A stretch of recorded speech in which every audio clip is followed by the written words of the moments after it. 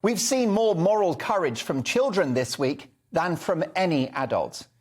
Damien McNulty, a top teaching union boss, has revealed just 5% of pupils at one school in Lancashire agreed to take a lateral flow test at the start of term or wear a mask. 5%. Sadly, he says, we've had reports in the last 24 hours of at least 6 secondary schools in the northwest of England where children in huge numbers are refusing to take lateral flow tests or to wear masks. Well, praise the Lord.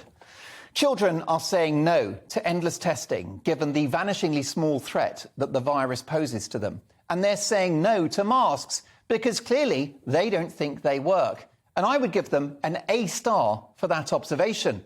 Don't take my word for it. In a hastily assembled trial, the government's own report into mask efficacy in schools was branded, wait for it, inconclusive. There's a surprise. Perhaps these kids have simply been concentrating in biology class and have worked out that a virus like COVID is infinitely smaller than the holes in those masks.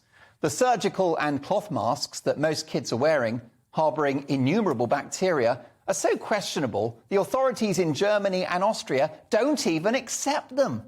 Although even those majestic N95 masks are not arresting an explosion of cases on the continent. Crikey, it's almost like the masks don't stop the spread. Surely not.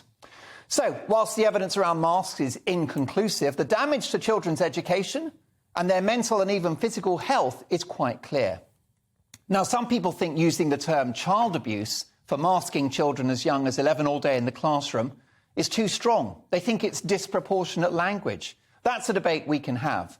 But locking playgrounds, putting gaffer tape on swings and slides, closing schools, causing an estimated 10,000 kids in the course of the pandemic to literally disappear from an academic setting, not to return, covering kids' faces, exposing them to germs and impacting their education and interactions, making them eat outside in freezing temperatures, plonking them next to an open window in midwinter, if not abusive, is certainly not in their best interest.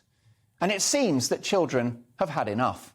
Of course, they don't know the half of it. 12 to 15-year-olds are being vaccinated against the advice of the government's vaccine body, the JCVI, for a jab that statistically they arguably don't need. And given the huge social changes, lockdowns and other measures have fomented, these kids will be part of a divided, more polarised and angry society as they grow up. Oh, and they'll also have to deal with 2.1 trillion quid's worth of national debt. In any normal society, children come first. Well, in this pandemic, they've come last.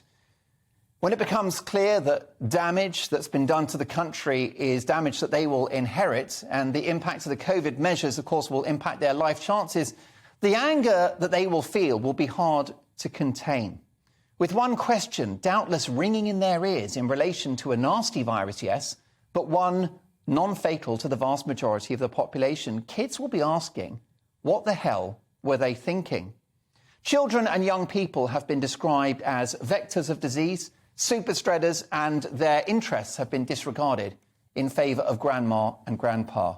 What a sick and immoral role reversal, one that most grandmas and grandpas that I know would not want to see.